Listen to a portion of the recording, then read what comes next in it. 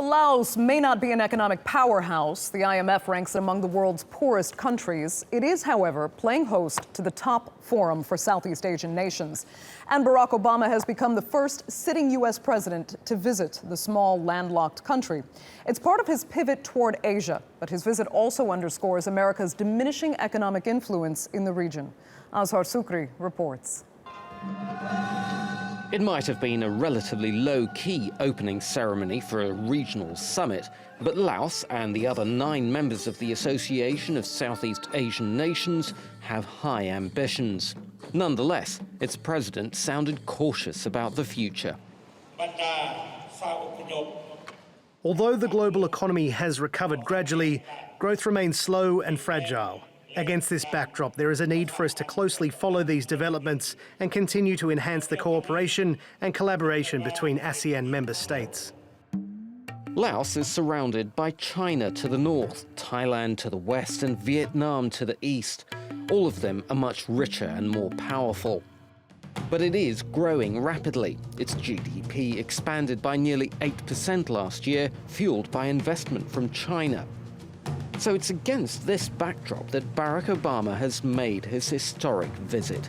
He's become the first sitting US president to go to the country. It's also part of his wider strategy for the region. ASEAN is a critical part of his plan to implement the Trans-Pacific Partnership, one of the biggest trade and services agreements ever. America's interest in the Asia-Pacific is not new. It's not a passing fad. It reflects fundamental national interests. And in the United States, across the political spectrum, there's widespread recognition that the Asia-Pacific will become even more important in the century ahead, both to America and to the world. But the US's influence in ASEAN is waning. In 2007, it was the region's biggest trading partner. But since then, China has overtaken it and Japan. And there's little sign of that trend being reversed. And the US appears to also be losing out to France in Southeast Asia. French President François Hollande has been busy striking deals with Laos' neighbor Vietnam. It's agreed to buy passenger jets from European plane maker Airbus for $6.5 billion. ASEAN has long been criticized for allowing dictators and despots into its club. But with 630 million people and some of the fastest growing economies, it's a region the rest of the world can't ignore. Azhar Sukri, TRT World. Well, for more on this, our editor-at-large, Craig Copetas, joins me now here in the studio. Thanks for coming in, Craig. So both Presidents Obama and Hollande have long-standing historic and economic ties with both Laos and Vietnam. But they're coming at this conference from 2 completely different angles. Obama's really looking at political strategy, and Hollande at making money. Exactly. Hollande went there. He sold $6.8 billion worth of Airbuses to the Vietnamese. He's doing agriculture deals in Laos, which has a long ties with France. What does Obama come in with? He comes in with $90 million to help the Laotians clean up landmines and other ordnance that's been sitting around since the Vietnam War.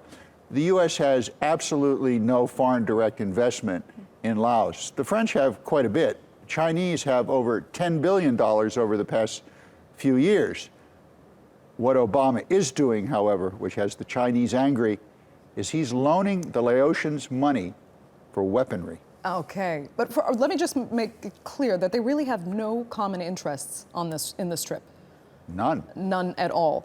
And yes, the Americans are loaning money to Laos for weaponry, but this comes off the back of Obama talking about his rebalance policy with China, meaning he's looking at ways to kind of contain China's expansion into the South China Sea, regional waters, let's put it that way.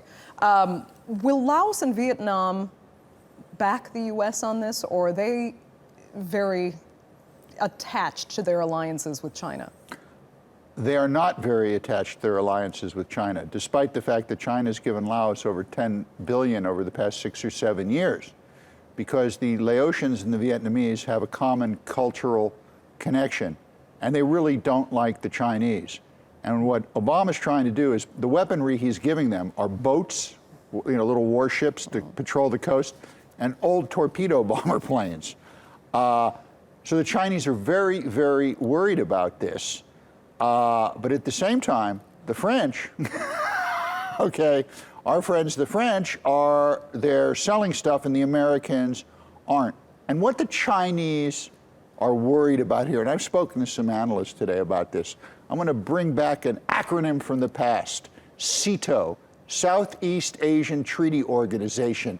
It was the Southeast Asian companion to NATO, and it was to stop communism, the old domino effect. It went out of business in 1979, I think. What Obama's trying to do is bring back some of the elements of the old SEATO treaty to try and keep China at bay in the South China Sea and the that area down there. And the Chinese don't like it because they've been giving both of these countries billions of dollars over the years.